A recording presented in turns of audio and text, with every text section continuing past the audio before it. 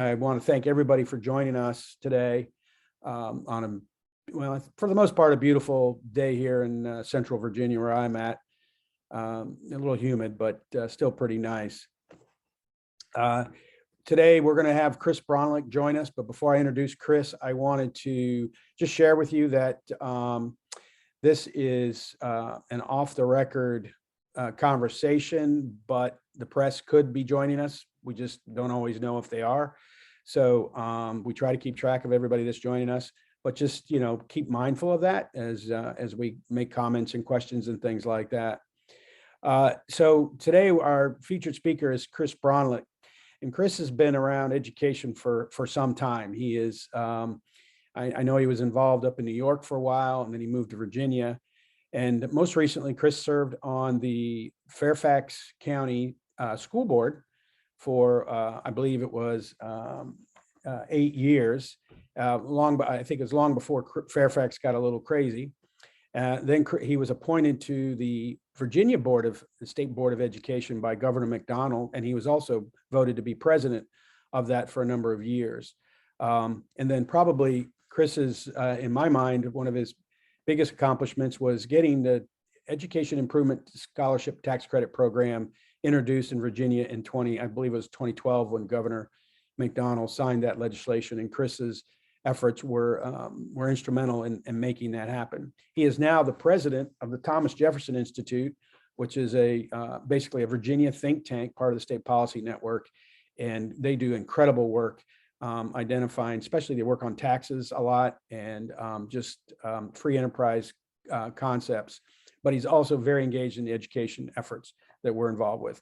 So with that, Chris, I'd love to have you share with everybody a little bit about the history of education choice in Virginia and what are our obstacles to getting more choice in Virginia?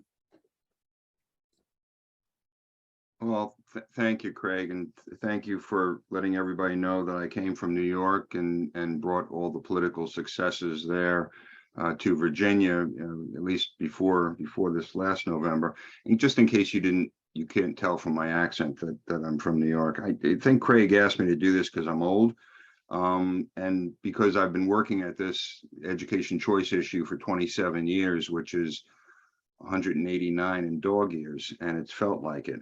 I was uncertain what to do here because the history of education choice is short, the history of the struggle is long, and being uncertain of what people knew, I ended up doing something that may come closer to a college lecture. And for those of you who know all this, I apologize, but for those of you who don't, I hope you find it kind of interesting. I go back on education choice to the importance of culture and history. California is not Alabama, Mississippi is not New York. Virginia was writing laws for itself as a state and a colony for 239 years before Arizona was even a twinkle in Barry Goldwater's eye, and that means a lot of culture and history and baggage. And unfortunately, many people and voters don't decide on the basis of facts, but on the basis of emotions. And education choice, I think, has suffered from that. So in talking about education choice, I wanted to be certain to include a couple of historical and cultural events that I believe affect voter perceptions, because voters need to be on our side in order to win this. And I'll start quickly in 1870 for those of you who may not know. The Blaine Amendment was a proposed amendment to the U.S. Constitution that would have prohibited direct government aid to educational institutions that with a religious affiliation. It was proposed by Congressman James G. Blaine in order to cut off any aid to Catholic schools, because at that time, Protestant prayer and Bibles were used in public schools, and he didn't want support going to Catholics who had set up their own schools in disagreement with that. The amendment passed the House of Representatives handily, fell 4 votes short of a 2/3 vote in the Senate. So states began adopting their own Blaine amendments in their own state constitutions, and Virginia adopted its first Blaine Amendment in its constitution in 1870. It was repeatedly renewed, and most recently in 1971. It's important to keep that history in mind because it's had an impact on the ability to enact broad-based educational choice. Jump ahead to 1956. That year, the Virginia General Assembly approved an education voucher. If you were white and your school came under a desegregation order, you could receive a state voucher to go to the private all-white school of your choice. By 1964, the state had spent the equivalent of $865 million in today's dollars on state vouchers to avoid integrating the public schools. Now, between 1959 and 1964, the Prince Edward County Board of Supervisors closed their public schools by refusing to fund them. So if you were in that county and you were white, you had state support for private school. And if you were Black, you didn't go to school, or you went to a church school, or you went over the border. Now, all of this happened when I was in grade school, and Virginia didn't desegregate until I was a senior in high school. And despite the assertions of my grandchildren, it wasn't that long ago. And while the children and grandchildren of Black Virginians in my generation may not have been directly affected, they have heard stories from family members they love and respect, and they remember them. Equally important, constitutional amendments and court decisions subsequently put total control of public education in the hands of local school boards, facilities, budget, personnel, curriculum, with the express intention of preventing the state from ever engaging in similar behaviors. So all of this has directly affected the education choice debate. The Blaine amendments prevented any aid to any school with a church affiliation, whether Catholic, Protestant, Jewish, Seventh-day Adventist, any other affiliation, and those are the vast majority of private schools in Virginia. And without a path to those schools, there's hardly any path to education choice. The amendments giving near absolute control of public schools to local school boards has prevented independently run public charter schools, as exist in every other charter school state, from being approved or thriving. The stories of state vouchers for white kids have depressed support for education choice in low-income Black communities, a community that would often benefit the most, and worse, it's allowed Black political leadership beholden to the support from the teachers union to make false political arguments that resonate just enough with those that have heard the stories to raise doubt. And while it may seem like eons ago and far removed from modern freedom-based choice, it's important to remember that this is a state that has tied itself up in knots over statues of generals that died 150 years ago. In Virginia, offenses against our ancestors are taken seriously.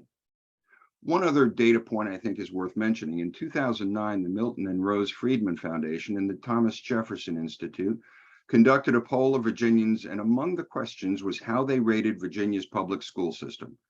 The Friedman Foundation had conducted a similar poll in 15 other states.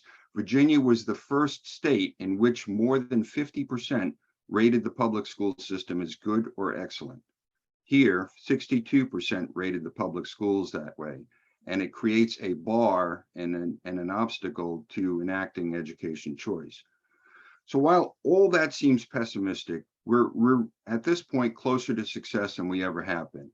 So this is the quick primer on two primary routes to education choice: tax credits and education savings accounts, because the experiences of those pathways may prove instructive. The first education tax credit bill was offered by Delegate Jay Katzen in 1999. It provided for a personal tax credit of 80% of education expenses, 100% if you were low income, for private school expenses, and a smaller amount for homeschool expenses. It was defeated in committee for 2 years running until a House of Delegates floor vote in 2001, the year when Republicans controlled the governor, House, and Senate. On the House floor, it faced killer amendments sponsored by Democrats and Republicans who had been endorsed and financially supported by the teachers union. Those amendments included, they imposed significant regulatory burdens on private schools, including requirements that would have made them fundamentally PINOs, private in name only. Katzen withdrew that bill. He was defeated in his race for lieutenant governor that year, and education choice was taken up by Delegate Chris Saxman in 2004 with a tax credit bill that first provided a 25% tax credit for businesses making donations to scholarship foundations, and which passed the House in 2005 and was defeated in the Senate. Over the next several years, several configurations were experimented with, and you'll find this with ESAs as well. including raising the credit to 90%, adding individuals' donation. One provision that would have offered this exact same tax credit for donations to public school education foundations in the hopes that this would entice the public schools to support it. They would have benefited from that, but their leadership didn't care. It was bitterly opposed by the Teachers Union, School Boards Association, Superintendents Association, proving to me at least that for them control is paramount to money. When Chris left in 2010, Delegate Jimmy Massey stepped up, and finally, with a Republican governor, a Republican House, and a 50-50 Senate, a bill passed in 2012, but not before Republican senators refused to allow the size of the credit to be higher than 65%. That has hurt us. Our tax credit program is the second lowest of 28 tax credit programs, but it passed the Senate only when Lieutenant Governor Bill Bolling broke the tie. Now, to be clear, this was not a straight party line vote. There was one Black Democrat who supported it. There were several Republicans who opposed it in the House. Some were opposed to education choice because there weren't a lot of private schools in their rural districts, and voting yes simply would have angered their county's largest employer, which was the school system. There were some who did not want to anger the teachers union, and there were others who frankly oppose all tax credits for any purpose if it's used for as a means of achieving public policy ends. Legislators like that are still in the House and Senate. By 2015, a new choice idea had arisen, the education savings account, and frankly, Chris Allen knows a lot more about this than I do. It was sponsored, because he wrote the bills, all of them, sponsored by Delegate Dave LaRock, and this sought to get around the Blaine Amendment's prohibition against direct aid to sectarian institutions. The short argument was that this was a savings account, not a voucher, and that it could be used and directed by parents for any number of education expenses, not just private schools. It was not a direct payment to private schools. And like the EISTC, it underwent multiple iterations over time, from full-blown savings accounts for any educational purpose for any student, to ESAs targeted to special education students, to aid that could only go to low-income students. Now, in full disclosure, I need to pause here, and because you should know that the introduction of ESAs did cause some friction within the choice movement. Some, myself included, wanted to focus on expanding the EISTC and making it more effective. Others, particularly Craig and Chris Allen, felt it was time to take the next step. I think it was also hindered by differing legal opinions. The Institute for Justice, which has litigated all successful school choice cases before the Supreme Court, took the position that an ESA would violate Virginia's Blaine amendments and was doomed to failure. The Goldwater Institute's Clint Bullock, who is now on the Arizona Supreme Court, took the opposite view, believing an ESA would pass muster in Virginia. But we never had a chance to find out anyway, because when it was made an issue, the ESA passed the General Assembly twice. It was both times vetoed by Governor McAuliffe. But despite this tortured history of education choice in Virginia, we're on the edge of a real opportunity to provide greater educational freedom and choices for all parents. There are a couple of reasons I'd suggest for that. First, a Supreme Court decision last month fundamentally ruled state Blaine amendments to be unconstitutional according to the US Constitution. There's no longer a difference of opinion over whether education savings accounts would pass muster in Virginia. It has got the green light to go. There is a narrow provision that maybe they could stop it. I don't think so. Second, the state actions and decisions of local school divisions during COVID, as well as their decisions over curriculum, have had an impact on public perception of public schools as parents suddenly saw the operations in effect behind the curtain.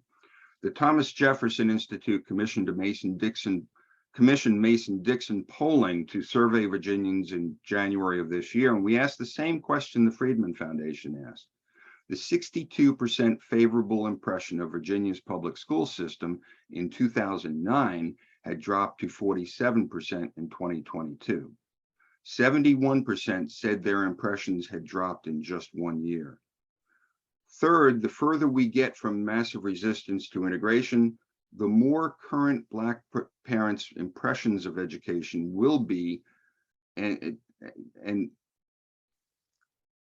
will become more real, and it's less possible for certain legislators to demagogue the issue.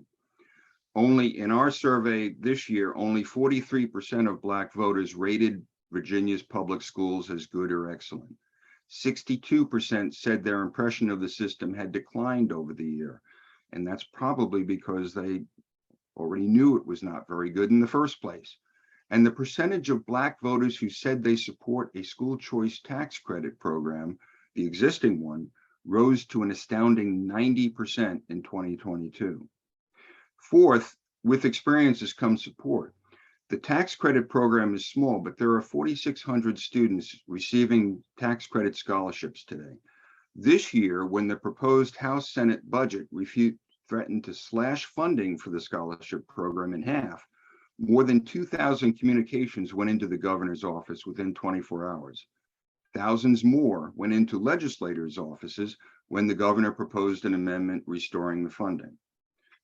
Now, many of those came from groups in this coalition, but the vast majority, we believe, came from parents who suddenly realized their child might lose their scholarship and they would be forced to go back to the school that they chose to leave.